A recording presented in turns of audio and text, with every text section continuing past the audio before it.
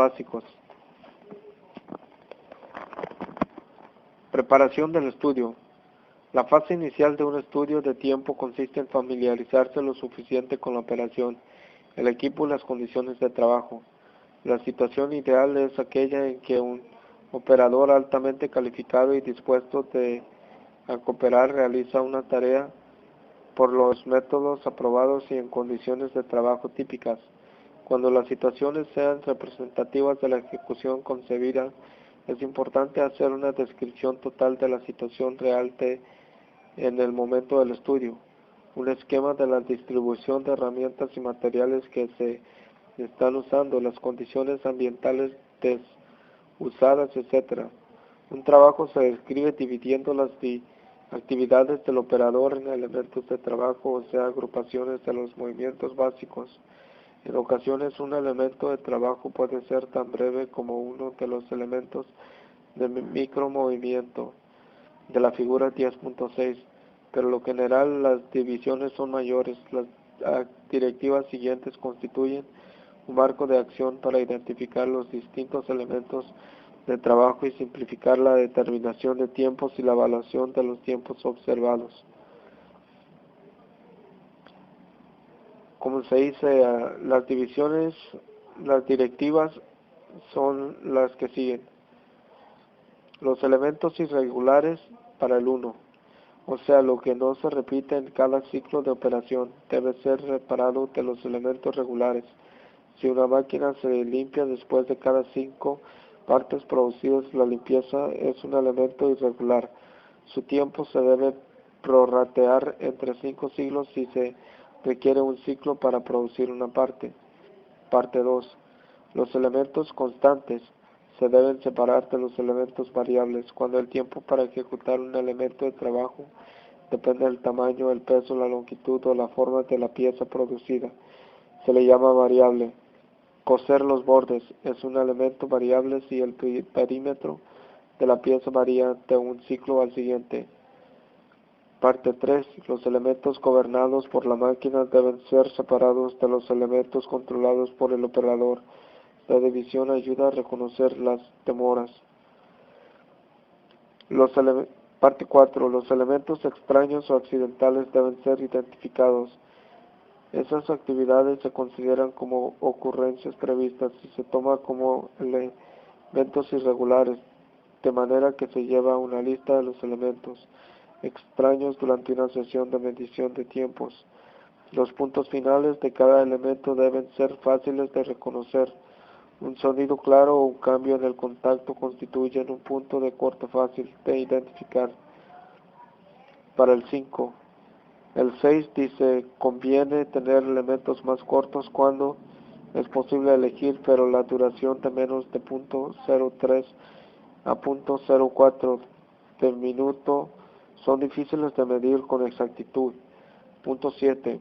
Los movimientos y actividades innecesarios se deben separar de los que se consideran esenciales. Un operador calificado, por definición, realiza menos acciones innecesarias que uno no calificado. El conocimiento de los principios de movimientos es un auxiliar definitivo para reconocer los movimientos indebidos y para diseñar mejores patrones de movimiento.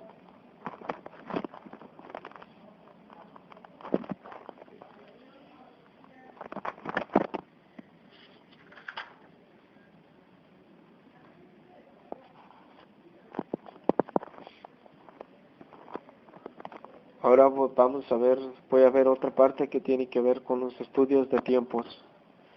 El estudio de tiempo es una ayuda de estudio de movimientos. La prueba de un método mejorado se confirma mediante una reducción de tiempo. Un tiempo estándar válido para la operación depende de que se encuentra primero el mejor método para realizar esa operación. Esa relación establece la necesidad. Estudio de tiempo si lo justifica, mide el trabajo necesario para elaborar un producto y es por lo tanto la base del pago de salarios. El objetivo del estudio de tiempos es determinar el tiempo estándar para una operación, o sea, el tiempo que se requiere un operador calificado y totalmente adiestrado para realizar la operación aplicando un método específico y trabajando al ritmo normal. Esta definición establece la rutina para los estudios de tiempos. Una operación es evaluada y rediseñada si es necesario mediante el análisis de métodos. Los elementos del trabajo así obtenidos son cronometrados.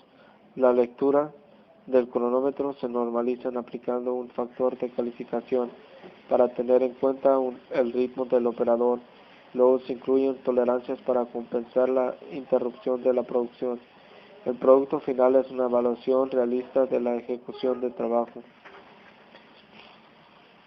Y aquí en la gráfica se encuentra, la primera parte se encuentra, se le pone en la parte, se le pone forma, en la operación que es una requisición, método actual, la fecha y las personas que analizaron o su número del analista. En la mano izquierda se le pone la descripción, que puede ser forma 3291 de la caja 1, y ya se le pone el símbolo G. En la derecha se le pone H, y así se le van poniendo los diferentes símbolos que le aplican.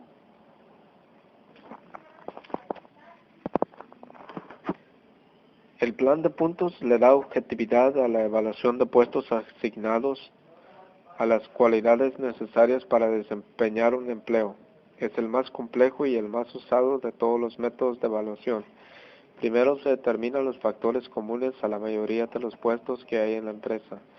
El número típicamente de 8 a 12, las 4 categorías principales y los 11 subfactores usados por the National Metal Trades Association. Aparecen en la tabla 10.4. Una vez que los factores en cuestión han sido seleccionados y descritos cabalmente, de preferencia mediante ejemplos, se asignan los puntos que corresponden a cada grado de los factores. Luego se establecen los puntos asociados con los puestos clave de la empresa, por referencia a la puntuación de los grados de cada factor. Una gráfica de los totales de los puestos clave comparados con los sueldos predominantes para los mismos ofrece una base para fijar los salarios que corresponden a la puntuación total de otros puestos. La figura 10.12 muestra una línea adaptada al diagrama de dispersión de puntos de los puestos claves con los datos sobre salarios y uno de estos determinados por interpolación. La administración de los planes de salarios se debe considerar durante la etapa de evaluación de puestos. Por ejemplo, en el inicio de un plan de puntos, es posible que haya algunos trabajadores a los cuales se les está pagando actualmente de menos o de más con respecto a la puntuación total de sus empleos. En general, esa situación se prevé permitiendo que las tarifas varíen dentro de ciertos niveles, tal vez en un 15% arriba del salario indicado y en un 10% abajo. Pero hay que de los trabajadores que se encuentran fuera de los límites. Los ajustes hacia arriba hasta el límite inferior no presentan problema, pero la insinuación de una rebaja del salario, aunque la teoría la justifique, creará hostilidad. Un término medio que evite el deterioro de todos los programas permitirá la existencia de salarios excepcionales hasta que los interesados abandonen el puesto, ya sea por rotación o por readiestramiento.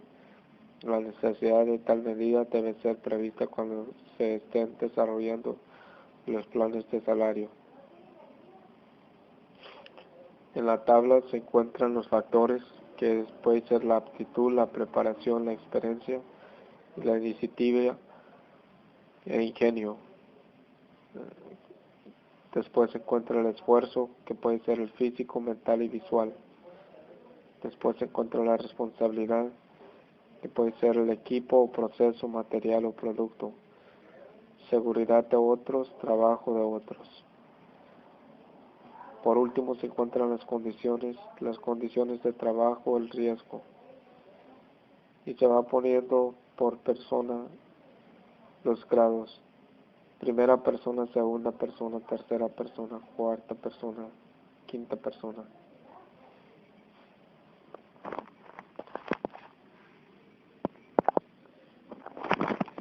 Como se puede ver en varios de las gráficas, comenzando con la primera, estos se utilizan para hacer estudios estudios de la empresa.